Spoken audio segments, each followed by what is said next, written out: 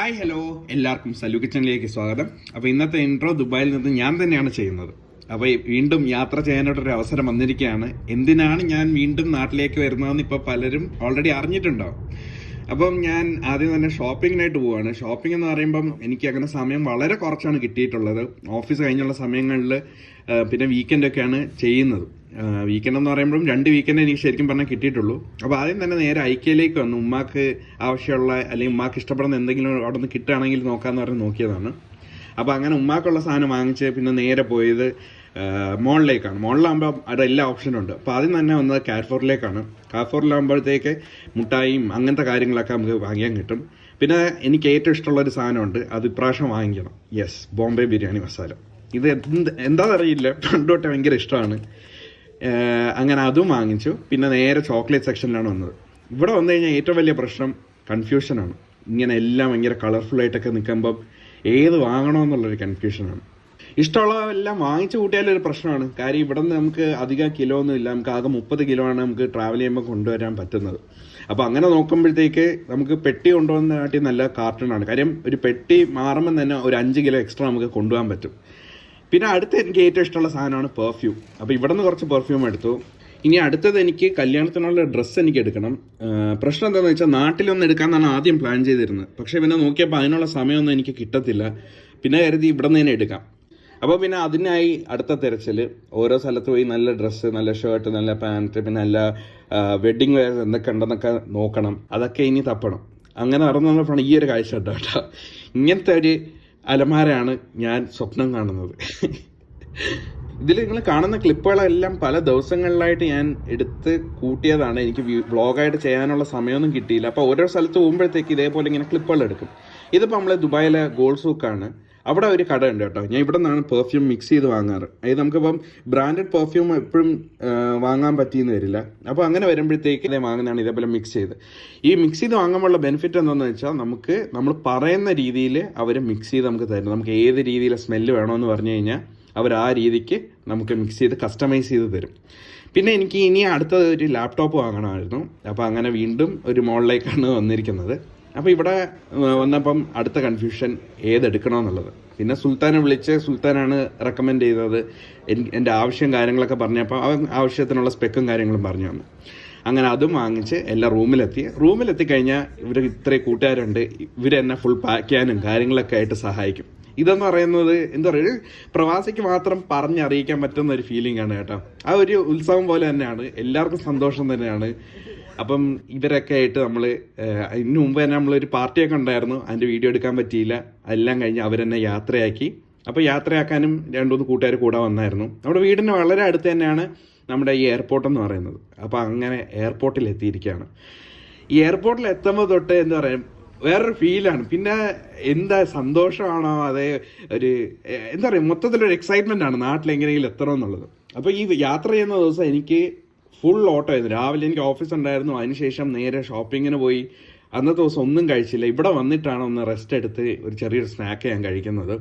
അങ്ങനെ അൽഹംദുലില്ലാ കാര്യങ്ങളൊക്കെ പ്രതീക്ഷ പോലെ തന്നെ വളരെ ചുരുങ്ങിയ സമയം കൊണ്ട് തന്നെ എല്ലാം ചെയ്ത് തീർക്കാൻ സാധിച്ചു.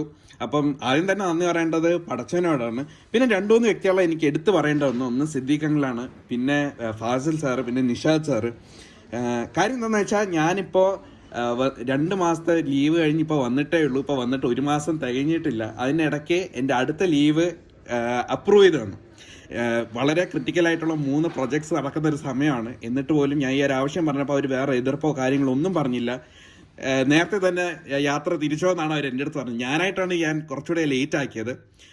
അപ്പോൾ ഇത്രയും സപ്പോർട്ടീവായിട്ടുള്ളൊരു മാനേജ്മെൻറ്റ് എന്ത് പറയാൻ, എനിക്ക് കിട്ടിയൊരു ഭാഗ്യം എന്ന് തന്നെ പറയാൻ പറ്റും. കാര്യം ഈ ഒരു എംപ്ലോയി വെൽഫെയറിന് ഇത്രയും ഇമ്പോർട്ടൻസ് കൊടുക്കുന്നതും, ഞാൻ ഈ ഒരു ആവശ്യം പറഞ്ഞപ്പോൾ ഓഫീസിലെ മറ്റ് ആവശ്യങ്ങളൊക്കെ അവർ പറഞ്ഞാൽ കുഴപ്പമില്ല, പോയിട്ട് വരൂ, സന്തോഷമായിട്ട് കാര്യങ്ങളൊക്കെ നടക്കട്ടെ എന്ന് തന്നെയാണ് പറഞ്ഞതും.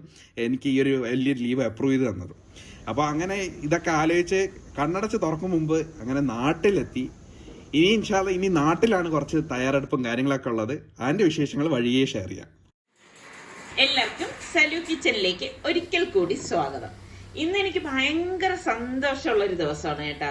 നമുക്ക് ഇങ്ങനെയുള്ള നിമിഷങ്ങൾ എന്ന് പറഞ്ഞു കഴിഞ്ഞാൽ ഒരു വല്ലാത്ത മനസ്സന്തോഷം കിട്ടുന്ന നിമിഷങ്ങളാണ്. അപ്പം ഇത് രാവിലെ തന്നെ പുറപ്പെട്ടത് കൊണ്ട് തന്നെ തിരക്കൊന്നുമില്ല. ആ റോഡൊക്കെ നല്ല ക്ലീൻ ആയിട്ടിരിക്കുന്നത് കൊണ്ട് നമുക്ക് പെട്ടെന്ന് തന്നെ എത്താൻ പറ്റും. രാവിലെ വണ്ടിയെടുത്ത് ഇറങ്ങി, എവിടാണ് പോണെന്ന് പറഞ്ഞില്ല. നമ്മള് സൽമാനെ വിളിക്കാനായിട്ട് പോവാണ്. സൽമാൻ ഇപ്പൊ ലാൻഡ് ചെയ്യും കേട്ടോ. ശരിക്കും പറഞ്ഞാൽ ആ ഒരു ത്രില്ലിലാണ് ഞാൻ. എനിക്ക് ഭയങ്കര സന്തോഷമുണ്ട് കേട്ടോ. ഞാൻ അതിന് ഇരട്ടി മധുരം കൂടെ ഉള്ള ഒരു സംഭവം കൂടെ ഉണ്ട്, അത് മറന്നുപോലെ. നമ്മുടെ റിച്ചുവിന്റെ ബർത്ത്ഡേ ആണ് ജൂലൈ 24 ഇന്ന്. എപ്പോഴും ഉള്ള പോലെ തന്നെ ഇപ്രാവശ്യവും സംഭവിച്ചല്ലേ. സുൽത്താൻ ഇല്ല, റിച്ചു പോലും ഇല്ല. അപ്പൊ റിച്ചുവിന് ഇച്ചിരി വിഷമമുണ്ട് കേട്ടാ. കാരണം രാവിലെ നിസ്കരിക്കണ സമയത്ത് അവൻ വിളിക്കണതാണ്. അപ്പൊ ഞാൻ പറഞ്ഞു അതിന് മുമ്പേ വിളിച്ചോ?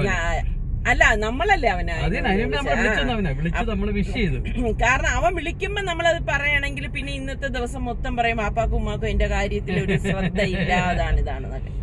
അപ്പൊ ഇന്നിപ്പോ അവൻ വിളിക്കണതിന് മുമ്പ് തന്നെ ഞങ്ങള് അവനെ അങ്ങോട്ട് വിളിച്ച് വിഷ് ചെയ്ത്. ഇപ്പൊ ഞാൻ അവനെ വിളിക്കുമ്പോണ്ട് എടുക്കണില്ല കേട്ടോ. കിടക്കിടന്ന് ഉറങ്ങണം. ഞായറാഴ്ചയല്ലേ, നല്ല ഉറക്കമായിരിക്കും. അവന് എക്സാം ഉണ്ട്. ആഘോഷിക്കാത്ത ആഘോഷമല്ല, എപ്പോഴും വല്ല ഒന്നും ചെയ്യാൻ പറ്റാത്ത അവന്റെ ബർത്ത്ഡേ ഒക്കെയാണ് അല്ലേ. എപ്പോഴും എന്തെങ്കിലും തടസ്സങ്ങൾ കാണും. ഇപ്പം റിസ്വാൻ ഇല്ല, റിസ്വാൻ സ്ഥലത്തില്ല, അങ്ങനെയൊക്കെ ഉണ്ട്. അപ്പൊ സലു എന്റെ അടുത്ത് ചോദിച്ചു, ഉമ്മ അവൻ ഇന്ന് വരുമോ എന്നൊക്കെ ചോദിച്ചു. ഞാൻ പറഞ്ഞു ഇന്ന് വരത്തില്ല, അവന് നാളെ പരീക്ഷയുണ്ട്. അപ്പം ഇൻഷാ അല്ലാഹ് പരീക്ഷ കഴിഞ്ഞിട്ടേ അവൻ വരത്തുള്ളൂ. സുലു വന്നിട്ടില്ല. എയർപോർട്ട് എത്താറായി. അങ്ങനെ നമ്മൾ സംസാരിച്ചതാ ഇവിടെ എത്തിയിരിക്കുകയാണ്.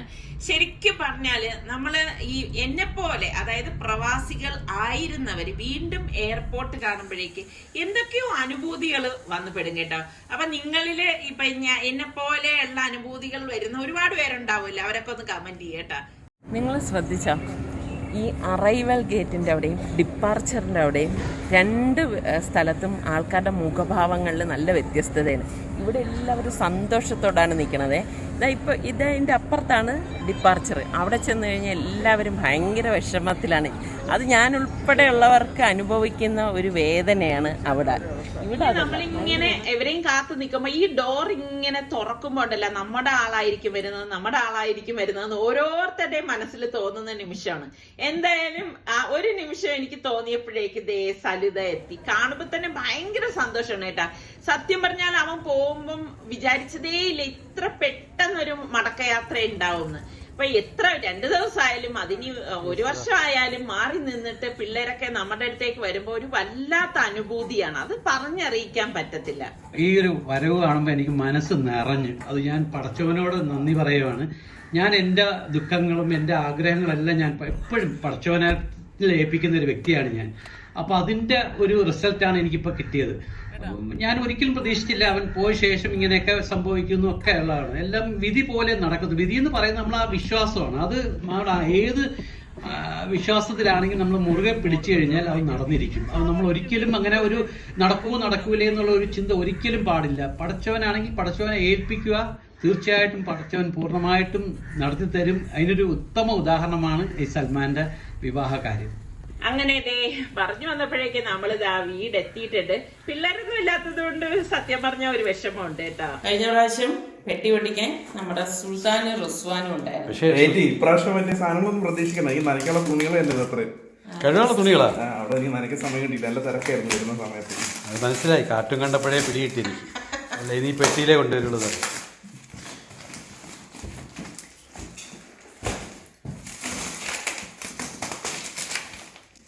സന്തോഷമാണല്ലേ ഈ പെട്ടിപൊട്ടി. നമ്മളിന്ന് എയർപോർട്ടിൽ നിൽക്കുമ്പോൾ ഉമ്മ പറഞ്ഞു ഡയലോഗ് മനസ്സിലായ, നമ്മള് ആൾക്കാരെ കയറ്റിവിടാൻ നിൽക്കുമ്പോഴേ എല്ലാവരും മുഖം ഇങ്ങനെ വലിയ കയറ്റിവിടാൻ പോകുമ്പോഴാ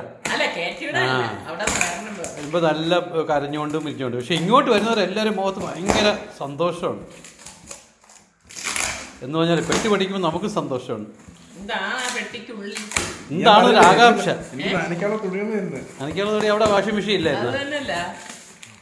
കഷ്ടപ്പെട്ടിട്ട് കൊണ്ടുവരാൻ എന്റെ ചെരുപ്പ്, തുണി നനയ്ക്കാനുള്ള തുണികൾ, നനയ്ക്കാനുള്ള ജീൻസ്. ഇതൊരു ഗൾഫുകാരന്റെ പെട്ടി അല്ലല്ലോ ഇത് അലക്കാരന്റെ പെട്ടി പോലെ ആയിപ്പോയി.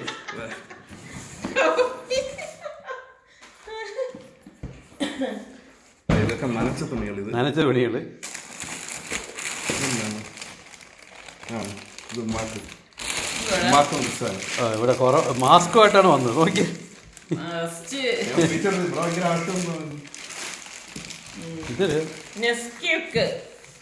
ഇതൊരു ഉമ്മാക്ക് എന്ന് പറഞ്ഞിട്ട് ഒരു കണത്തിൽ തന്നെ ഇരിക്കട്ടെന്ന് മോൻ വിചാരിച്ചു.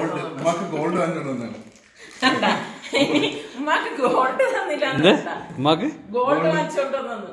ഇതിന്റെ അകത്തുള്ള ഗോൾഡ് പിന്നെ എന്താ വിചാരിച്ചേ? അല്ല, കഴിഞ്ഞ പ്രാവശ്യം കൊണ്ടുവന്നല്ലേ, മാസം കൊണ്ട് തരാൻ പറ്റില്ലല്ലോ. ഇതെനിക്ക് ഏറ്റവും ഇഷ്ടമുള്ളൊരു സംഭവമാണ് കേട്ടോ, മാമൻ. തുണികൾ തന്നെ, ഇതിൽ വേറൊന്നുമില്ല. അല്ല, ഇതെന്തുവാ അപ്പൊ ഈ പെട്ടി പൊട്ടിക്കൽ എന്ന് പറഞ്ഞ് കാണിക്കുന്നത് ആൾക്കാരെ കളിയാക്കുന്നവരായിപ്പോ. ഇത് ആപാക്കുന്നുണ്ട്. ഇവിടുത്തെ ബേബിക്ക് കൊണ്ടുവന്ന്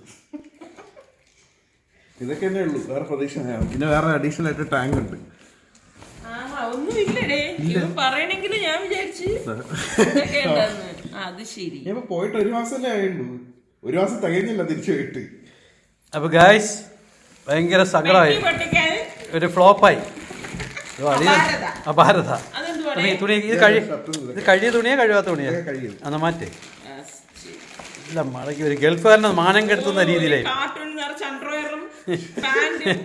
പിന്നെ ഇതൊക്കെ ഇടുന്ന സാധനങ്ങളല്ലേ. സത്യം അല്ല, ഇത് വീഡിയോ പിടിച്ചോണ്ട് കൊള്ളാം. അമ്മി വീഡിയോ പിടിച്ചോണ്ട് കൊള്ളാം. അല്ലെ അവന്മാര് വിചാരിക്കുന്നറിയോ, എന്തൊക്കെ കൊണ്ടുവന്ന് ഇതുങ്ങളെല്ലാം കൂടെ എടുത്തു. ഒന്നുമില്ല, ഇതൊക്കെയുള്ളു, ഇത്രേ ഉള്ളൂ സംഭവം. അപ്പൊ ഇത് 2 മിനിറ്റ് ഇരുന്ന വീഡിയോ ആയിരിക്കും, നിങ്ങൾ ക്ഷമിക്കുക. സാധാരണ ഒരു 2 മണിക്കൂർ 1 മണിക്കൂർ അല്ലെങ്കിൽ 40 മിനിറ്റ് ഒക്കെ കൊടുക്കുന്ന വീഡിയോ ആണ് പെട്ടി പൊട്ടിക്കൽ. ഇത് വെറും 5 മിനിറ്റിനോടെ പെട്ടി പൊട്ടിച്ച് കഴിഞ്ഞു, തീർന്നു. പിള്ളേരില്ലാത്തതുകൊണ്ട് കൊള്ളാം. സമീ പിള്ളേരൊന്നും ഇല്ലാത്തതുകൊണ്ട് കൊള്ളാം. എന്തെങ്കിലും ഒരു മക്ക് ഗോൾഡ് ഗോൾഡ് തന്നില്ല എന്ന് വേണ്ടെന്ന്. പിന്നെ ടാങ്ക്, കല്യാണത്തിന് ഷൂസ്, പിന്നെ മുട്ടായി, പെർഫ്യൂം.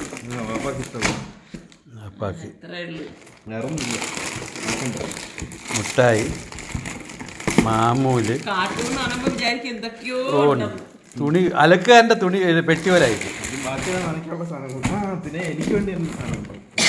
അതെ, അവന് വേണ്ടി ഒരു സാധനം കൊണ്ടുവന്നില്ല എന്ന് പറയണ്ട. ബോംബെ ബിരിയാണി മസാല അവിടെ കിടക്കണ അവന് വേണ്ടി തന്നെ വാങ്ങിച്ചോണ്ട് വന്നത്. ഇത്രയൊക്കെ ഉള്ളു. ഇപ്പൊ എളുപ്പം തീർന്ന ഒരു വീഡിയോ ആയിരിക്കും. അവിടെ നിർത്തല്ലേ, ഇവിടെ നിന്ന് വാങ്ങിച്ച സമയമില്ല, അപ്പൊ പിന്നെ അവിടെ തന്നെ അത് വാങ്ങിച്ചു. അപ്പൊ ഇത്രയൊക്കെ ഉള്ളു. നിരാശ നിറഞ്ഞ ഒരു കഴിഞ്ഞ പ്രാവശ്യത്തെയാണ് ഒരു വരവ്.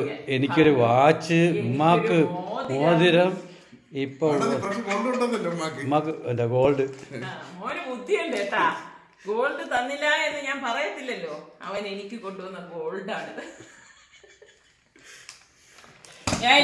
ഇനിയൊരു പ്രധാന കർമ്മം നടന്നില്ല ഇതുവരെ. ഒരു സാധനം കൂടെ ഉണ്ട്. എന്താണിതെന്ന് പറഞ്ഞത്? ഇതെനിക്ക് കല്യാണം ആയെന്ന് പറഞ്ഞപ്പം ഓഫീസിൽ നിന്ന് തന്ന ഗിഫ്റ്റാണ്. ഓക്കെ. അപ്പം എന്റെ ചോദിച്ചു ഇഷ്ടപ്പെട്ടോ, ഞാൻ പറഞ്ഞില്ല, ഞാൻ നാട്ടിൽ എത്തിയിട്ട് ഞാൻ തുറക്കുള്ളൂ എന്ന് പറഞ്ഞു. എന്നാലും എങ്ങനെ ക്ഷമ വന്നടേ, നമ്മൾ ഇടയിലെങ്കിലും തുറന്നിട്ട് പിന്നെ കെട്ടിയെങ്കിലും വെച്ചേനെ. ഇത് അല്ലാതെ അഴിയടേ, അല്ലാതെ അങ്ങ് മാറ്റി പയ്യ. അത്ര ക്ഷമ നമുക്കില്ല, അതുകൊണ്ടാ. ഇതാണ് നമ്മളെ ക്ഷമ. ഞങ്ങൾക്ക് എന്തെങ്കിലും കിട്ടിക്കഴിഞ്ഞാൽ അപ്പൊ തുറന്ന് നോക്കണം. നിന്നെ സമ്മതിക്കുന്നത് കേട്ടാ. ലൈനില് 2 പേരുണ്ട് അവിടെ. ഇത് കണ്ടോണ്ടിരിക്കുന്ന 2 പേര്, ഒന്ന് ബാംഗ്ലൂരും ഒന്ന് കൊല്ലത്തും. ഓ സുന്ദരന്മാര്. ഓ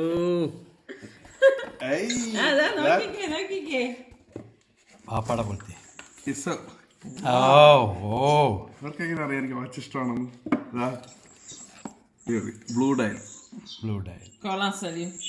കമ്പനിക്ക് സെലക്ഷൻ അറിയാം.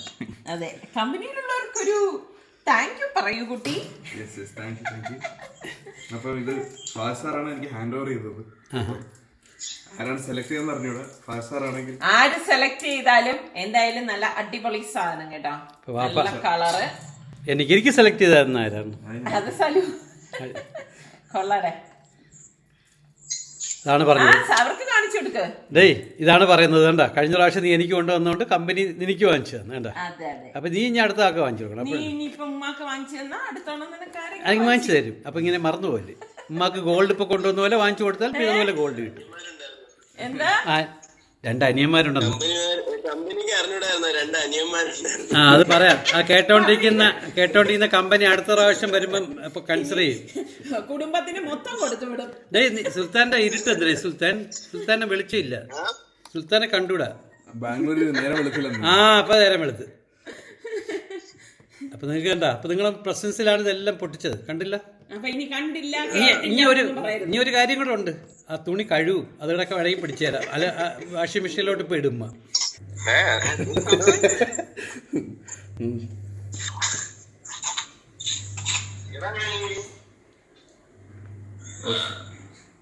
താടി പഠിച്ചെങ്കിൽ ബ്രൈറ്റ്നസ് കൂടിയാണ്. അതെ അതെ.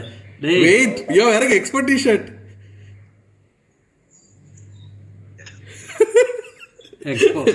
How did it reach Bangalore? I took it to Bangalore. നിന്റെ നെറ്റിലെന്ന് തോന്നുന്നു. നെറ്റിലാ? There's some red. Oh, that's a hair. Yes, well, I didn't have food, man. Stop this thing. I missed my time.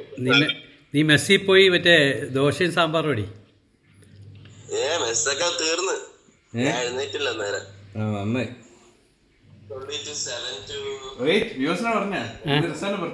പറഞ്ഞു നിന്റെ birthday ആൾക്കാർക്ക് നമ്മളെ വ്യൂവേഴ്സിന്റെ അടുത്തൊക്കെ പറഞ്ഞിട്ടുണ്ട്.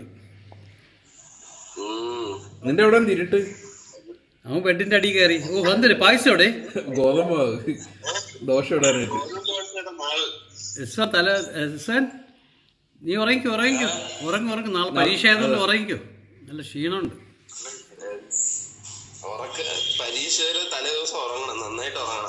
അതിന് മുമ്പത്തെ ദിവസമാണെങ്കിൽ കളിക്കണം. ഒരു സാധനം നീ കാർട്ടൂൺ എടുത്തു മാറ്റി വെച്ചല്ലേ, അതെന്തായിരുന്നു? എന്നെ അതൊരു സാധനം ഉണ്ടോ? വിലപിടിപ്പുള്ള സാധനം.